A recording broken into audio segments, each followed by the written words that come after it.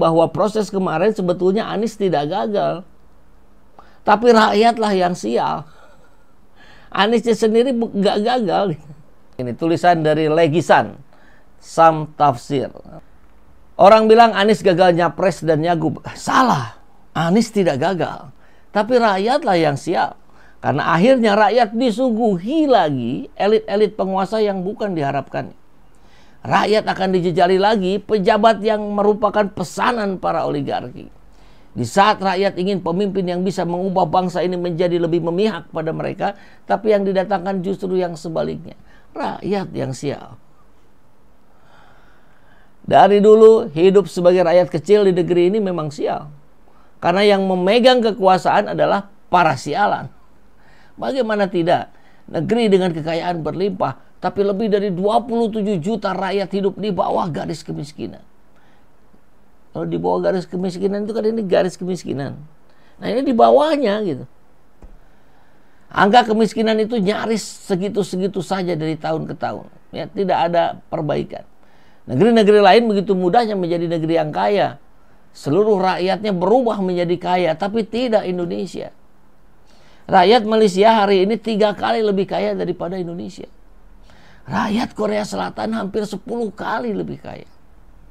Rakyat RRC tahun 90 yang lalu 2 kali lebih miskin dari rakyat di sini.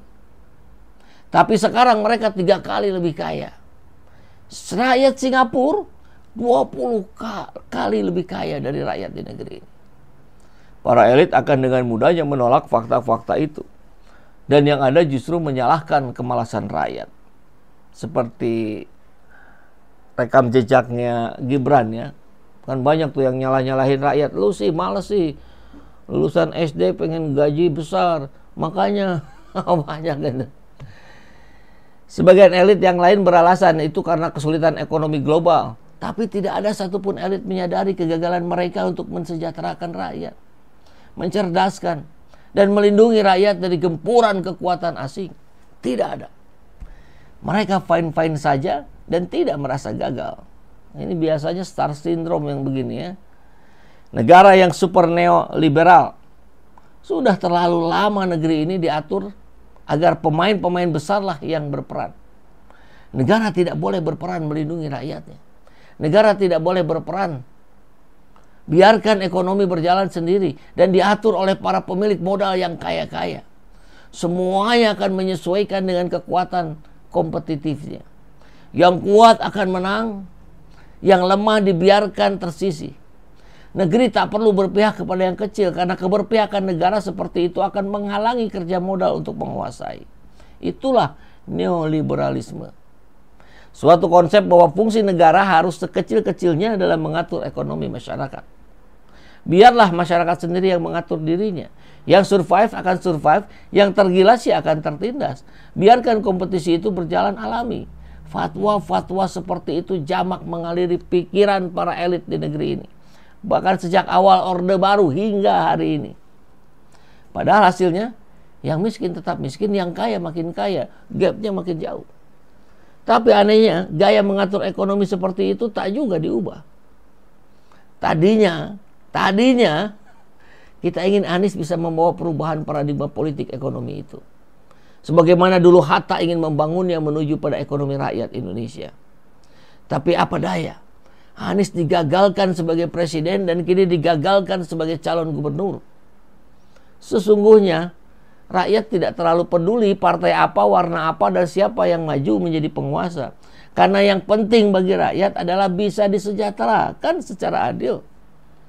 Tapi itu pun tak kunjung datang. Bahkan kembali yang jadi penguasa adalah mereka yang tidak bisa dan tidak akan berpihak pada rakyat. Anies akan tetap dibutuhkan oleh dunia, tapi tidak oleh para elit partai dan elit oligarki di negeri ini.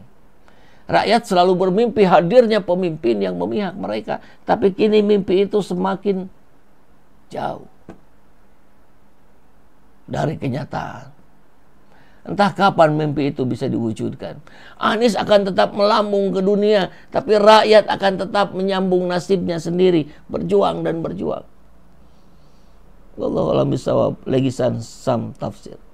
Karena itulah Anies menjawab keresahan-keresahan seperti yang disampaikan oleh Pak Legisan ini.